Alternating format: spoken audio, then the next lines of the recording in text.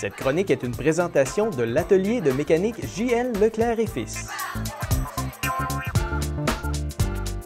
Alors, pour circuler dans la neige avec votre véhicule, on s'entend que 2018 nous a chargé de la neige poudreuse, de la neige collante, puis une quantité phénoménale. On arrive chez nous, on est obligé de passer au travers le remblai de neige. On circule dans les rues, des fois, il faut quand même affronter la neige. Le pneu se fait une trace. Par contre, la neige s'incorpore à l'intérieur du pneu, à l'intérieur de la roue. OK? Ce n'est pas un problème pour moi, tant et aussi longtemps qu'il s'incorpore égal partout. OK? En virant, la neige s'installe à l'intérieur. À partir du moment que ça refroidit, cet anneau de neige-là va glacer. Il va rester là tant et aussi longtemps qu'il n'y aura pas une fonte de neige. Comment savoir si notre roue est débalancée? C'est au-dessus de 80 km/h. Si vous avez des vibrations dans le volant ou sur le fessier, à grande vitesse, évidemment, 80 km/h, on peut s'imaginer sur l'autoroute, il y a une vibration, ça veut dire que le balancement est défectueux sur une de vos roues ou la plupart de vos roues. Quand est-ce que le débalancement va se défaire? C'est quand l'anneau de neige va se mettre à fondre, puis la partie du haut va tomber sur la partie du bas.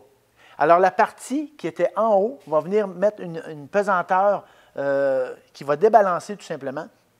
Puis, si on prend comme exemple ici, là, cette partie-là va tomber, comme on voit là, complètement de chaque côté. Elle va s'en aller en bas pour s'en aller ici. Là, j'accélère évidemment parce que la fonte. Puis tout ce qui était en haut vient de se libérer. Tout ce qui est en bas est là. Quand on part le matin, après la nuit, ça a été beaucoup plus froid. À ce moment-là, tout l'amoncellement de neige est glacé ici. Puis quand on part, ça fait un débalancement. Ça peut même faire des bruits. Ça peut même faire des vibrations. Quand on a la chance d'avoir une roue d'alliage comme ça, où on a un visuel qu'on peut voir, mais on peut gratter évidemment, puis la vider, ça peut aider le problème comme tel. Le mieux, c'est d'aller soit mettre le véhicule à l'intérieur, à la chaleur, pour déneiger tout ça. Si on est capable, puis qu'il n'annonce pas un temps extrêmement froid plus tard, à ce moment-là, on rince avec de l'eau. De l'eau froide, c'est correct, ça va nettoyer. On peut aller dans un lave-auto pour faire le travail aussi. Ça, c'est quand on a des roues d'alliage, qu'on a un visuel comme tel. Si on a des roues d'acier, avec un enjoliveur dessus, c'est beaucoup plus compliqué, honnêtement. Il faut aller par en dessous pour être capable de nettoyer. C'est pas rare qu'il faut aller en atelier aussi, faire démonter la roue, nettoyer tout ça pour enlever la glace qui pourrait s'être collée là.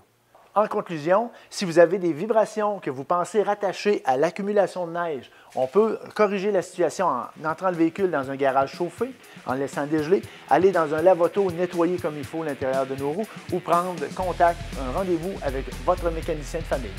Alors, c'était une autre capsule d'entretien et de réparation automobile de Leclerc et Fils. Pour toute question ou nous joindre pour prendre rendez-vous, on peut m'appeler au 418-387-5110 poste 2. Par email au service avec un S à commercial leclercetfils.com, sur le web au leclercetfils.com ou pour revoir les capsules qu'on a faites auparavant ou celle-là ici sur Facebook. Allez liker la page pour suivre les concours et les promotions. Parce que chez Leclerc et Fils, on dit ce qu'on fait et on fait ce qu'on dit. C'est promis, écrit, c'est garanti. Cette chronique est une présentation de l'atelier de mécanique J.L. Leclerc et Fils.